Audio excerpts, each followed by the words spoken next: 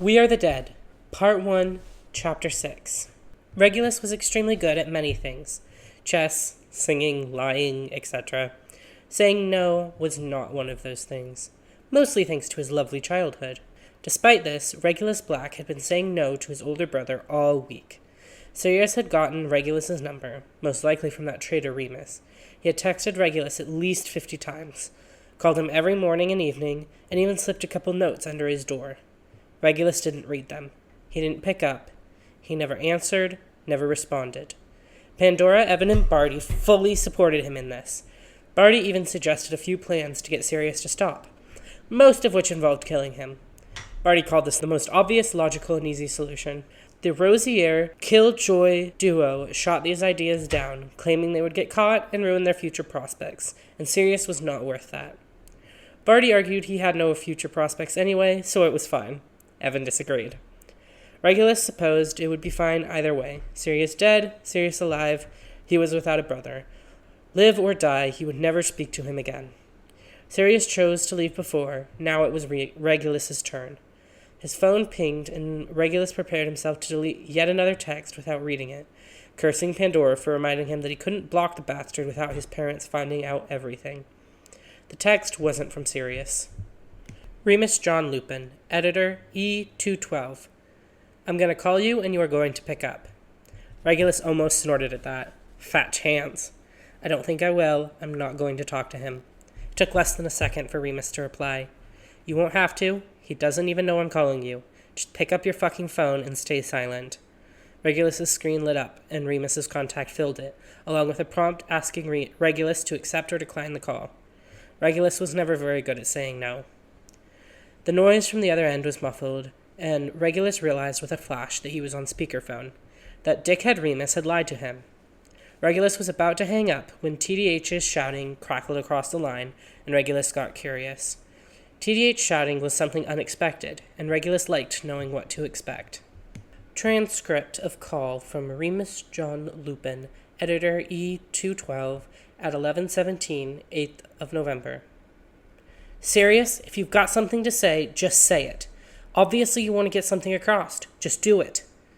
Just say it? Oh, really? You sure you want that? You're wearing my patience pretty thin, mate. You've been pissy at me all week, so yeah, just say it. Fine. You made me fucking leave my little brother, mate. You told me no, she's not worth it. She's not responding, just drop it. You told me it was hurting you so bad to see me going after him. You told me he was a lost cause. What he went through for the last 5 years, that's your fault. And you made it my fault too. So yeah, forgive me for having my panties in a bit of a twist. My fault? Serious, he wasn't responding and it was driving you crazy. You were miserable. You kept reaching out to someone who didn't seem to give a single fuck about you. How was I supposed to respond? He wasn't your responsibility. He could have very well gotten out of that place like you did. But he didn't, and that's on him. He wasn't your responsibility, but you sure as hell were mine, and I won't pretend to be sorry for protecting you. Oh, I was your responsibility, was I? Because you've just got to save everyone broken, haven't you? No, I didn't say.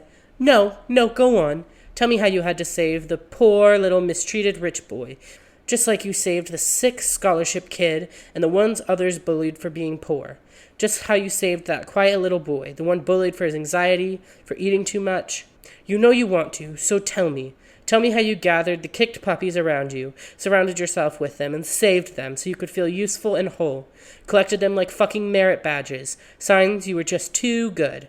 I'm surprised you haven't run after Regulus yet. He's more messed up than any of us. He'd be a real crown jewel, right? But know that it's your fault he needs so much saving in the first place. You wouldn't let me save him when we were kids. That's all on you, Potter. I didn't think any of you were broken. You just needed help. Oh, right. That's you, the Golden Helper. Well, what are you going to do now that you didn't help? Because you didn't. You just ruined. Regulus stared at his screen as the call was abruptly cut off. That was a development. Some part of Regulus, some ghastly, contorted corner of his psyche, was glad to hear Sirius fighting with TDH. It showed that it wasn't just Regulus's fault. Sirius messed things up with every brother he had, biological or otherwise. The Blacks had never been made for family. How else could it have gone? Another part of Regulus felt almost sad for his brother. the prodigal son who never returned. It was inarguably Regulus's fault that Sirius was ruining his new family, flooding the new life he had made for himself and leaving it barren and uninhabitable. Regulus was used to ruining things, but Sirius hadn't been on the receiving end of that destruction for a while. Still, some things never change. There was another feeling in Regulus, though he was sure he never had 3 real feelings in his entire life. He was, however, happy to ignore this one, to push it down so it didn't embarrass him. See, Regulus Black had learned that hope was for the stupid and the poor. The rich had no reason to need it, and the wise had no reason to believe in it. Regulus knew that very well. Still, he couldn't quite stop it. Couldn't stop the tiny droplet from joining his variable puddle of emotions. Sirius hadn't wanted to give up on Regulus. Regulus reminded himself that it didn't matter what Sirius wanted.